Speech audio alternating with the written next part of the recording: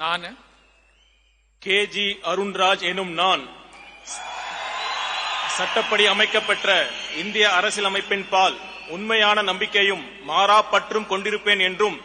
இந்திய நாட்டின் ஒப்பில்லாத முழு முதல் ஆட்சியையும் உரிமையையும் நிலைநிறுத்துவேன் என்றும் தமிழ்நாட்டு அரசின் அமைச்சராக உண்மையாகவும் உளச்சான்றின் படியும்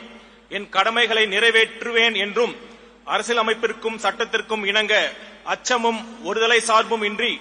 விருப்பு வெறுப்பை விலக்கி பலதரப்பட்ட மக்கள் அனைவருக்கும் நேர்மையானதை செய்வேன் என்றும் ஆண்டவன் மீது ஆணையிட்டு உறுதிமொழிகிறேன். நான் KG அருண்ராஜ் எனும் நான் தமிழ்நாட்டு அரசின் அமைச்சர் என்ற முறையில்